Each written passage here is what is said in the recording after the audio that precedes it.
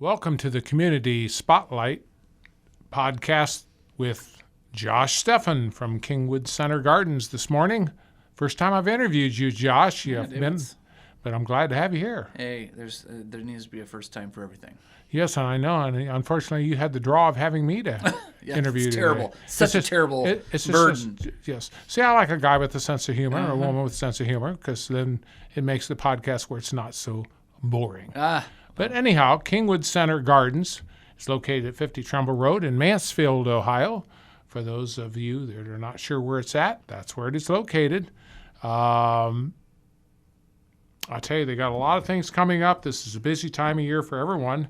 But I'll start out with the, how was the success with the Nature Connect that you guys did this year? Yeah, so Nature Connect was a sculpture exhibit, outdoor sculpture. Most of it was outdoor. By an artist of Sean Kenny. His medium is Legos, or Lego bricks, I should say, and creates all kinds of for this exhibit nature-inspired, garden-inspired sculptures. So it was wildly successful. I think we would say, when I did the last number crunch, it was a roughly 75 to 80% bump compared to last year this time. So it was incredibly expanded in our reach. We the last we counted, we had somebody coming from at least 45 of the 50 states. So just massive increase in members or in attendance.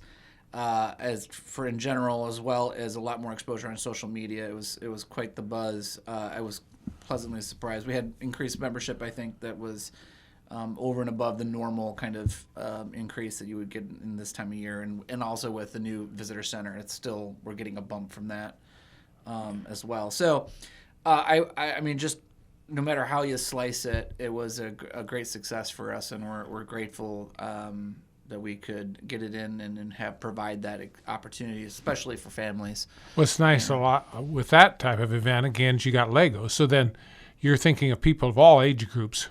And the more expansive you can do that, then that's correct. Exactly. They're getting broader exposure. You're bringing in people who may not necessarily come to an historic estate to visit. And some of the other fun pieces we're adding in our community creations piece, which was displaying in our exhibit gallery as you were walking out into the gardens. Local sculpture artists, shall we say, using Lego bricks to do some kind of nature-inspired art. So that was fun to see those entries come in and people participate. So it was so popular that we had the last 2 weeks here, which was the first 2 weeks of September. Not to timestamp this, but we had a huge request and registration for school groups coming in, just to catch the exhibit before it went out. Right.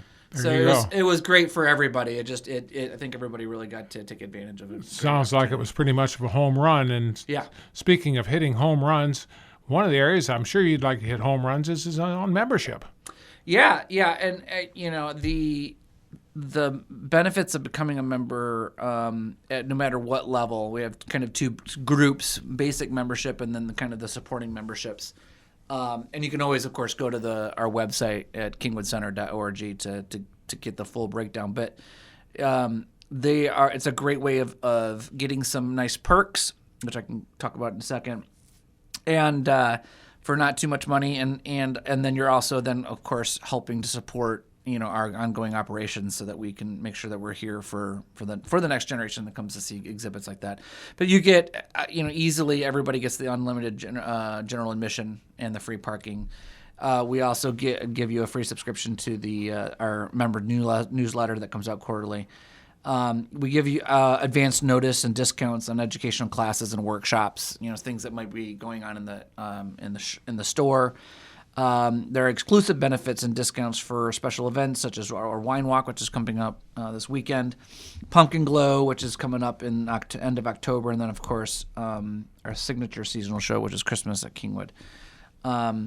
There is also a great reciprocal program where at hundreds of different botanical gardens around the country, who have a reciprocal benefit through the American Horticultural Society, you're able to get in there then for free or based on their terms.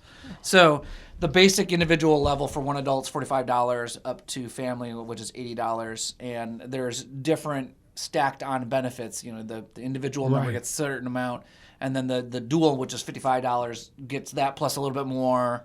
So there's a lot of great benefits, and we have seen not only our membership, which is over 3,200 now, households, is just people are seeing the act and are liking what they're seeing in terms of the new energy and activity going on at Kingwood and what we're becoming. Yes. And want to participate in that and help support it. Well, it's been a transformative process all along, and continues to be. Yes, it always is. Everything changes. And if you need to make change, we all need to make changes. Sometimes if things become stagnant, then I think sometimes people become forgotten. That's how things get. Well, especially in our culture where novelty is the name of the game. When you're in a historic estate, how do you still remain novel? And there's ups and downs to that. Sure, You can slices both ways. Yeah, I am. I never want us to become too consumer-based in our approach because I don't think nature should be consumed, as a product. It's to be experienced and interacted with and connected with, and because we're a part of it anyway.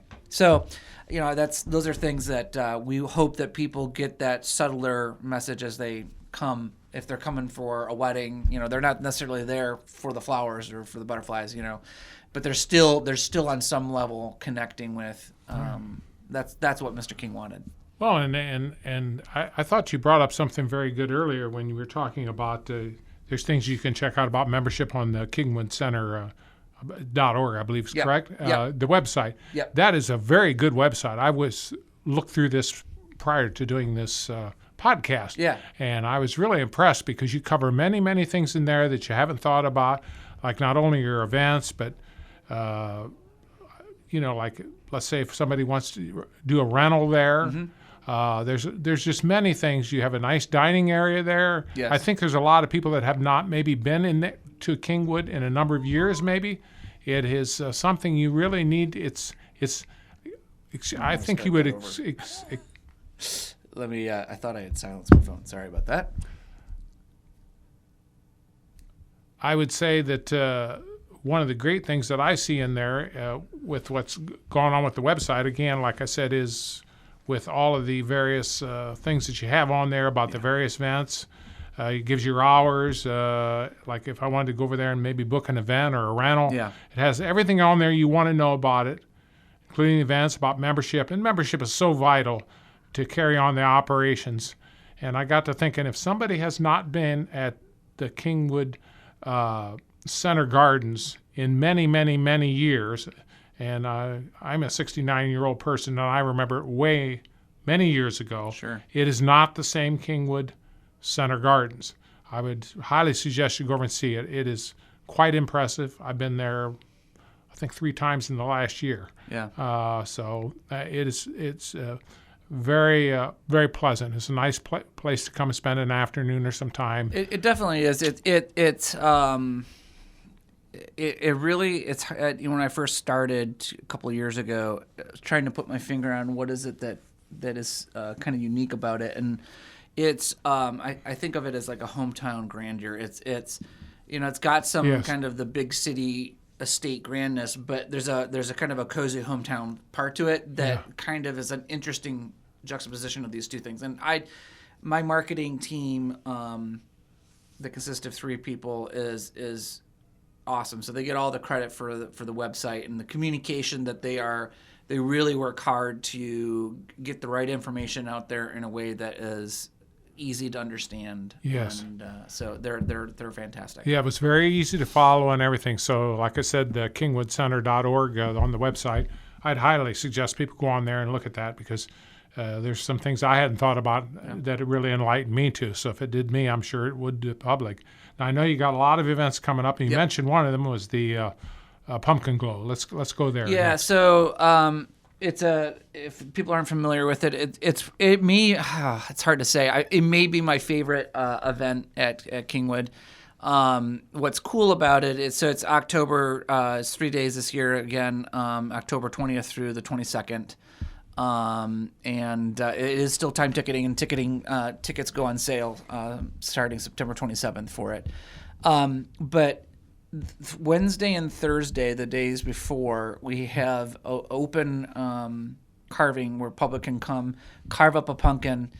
We have them pre-gutted for them, and then you leave us with the pumpkin, and then we put it out on the Pumpkin Glow Trail. So it's a walkthrough experience. With different, we have games and community partners that come and participate, food trucks and music and all their good stuff. But it's fun to watch them come and, do the carving, whatever their creative mind wants to put on there, and then come back and show their parents or, show other friends, what they did. And so there's a great, you help us put on the event. Yes. By doing that, which is fantastic. I love those kinds of community engagement pieces. So, it's excellent. It's a great way to celebrate fall. And then after that, we roll right into preparing for Christmas at Kingwood, which goes from November 25th. So it's the Saturday right after Thanksgiving, all the way up to December 30th. It's a night. It's Tuesday through Sunday, experience. And it's just. It's magical in its own right. And from the decorated mansion to all the hard work and light decorations that the Horde staff do out on the grounds. So those are both, and those tickets will go on sale kind of sometime in November there.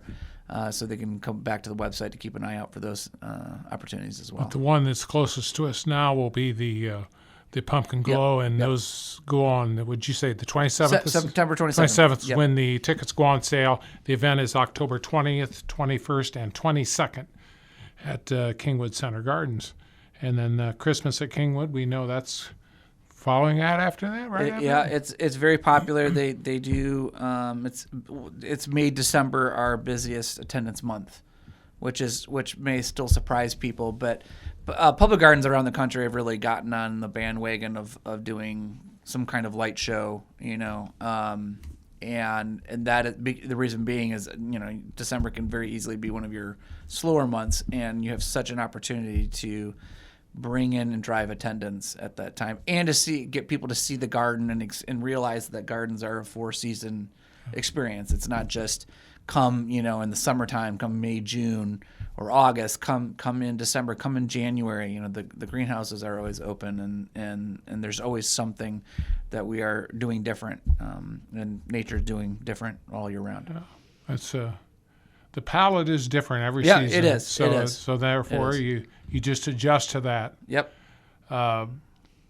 Anything else you would? No, think I just invite people to come on down. We love to Mr. King loved to host people at his house, and we do as well. So come on down, and we let us show you a great time.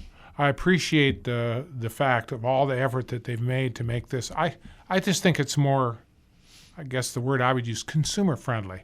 Sometimes it's like right now, like you said, there's that area there that this was a mansion and that, but it's like, but gee, I actually can have access. Yeah. Where before, in older times or past times, it maybe kind of felt, well, this is a guy's estate, kind of had a stodginess about it that maybe the public, they thought, well, that was okay for that guy, but that's not me. But that's not what this is about at all. Yeah, a lot of museums and cultural arts institutions and gardens, public gardens, have not escaped from that challenge. Mm-hmm.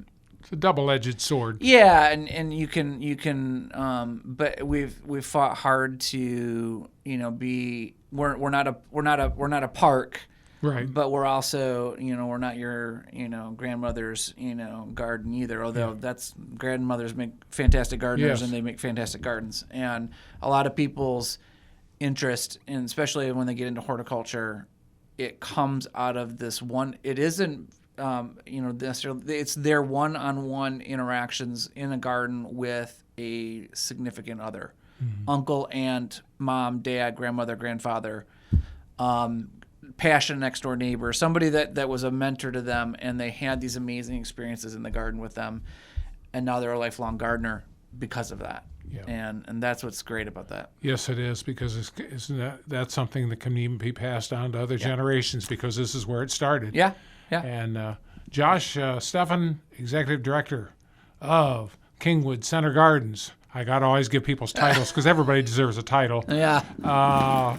Thank you for being a guest on the podcast, and looking forward to having you back in here again soon. Yeah, maybe April 9th of 24. What do you think? Well, that's a... I'm just making up a date. I'm just throwing that out there. I know, you're just throwing that out there. You just never know when you'll be on here next. Let's just put it. We got to keep the audience out here guessing. With bated breath. Yes, there you go. That's better than other kinds of breath. Thank you all. Thanks for being here.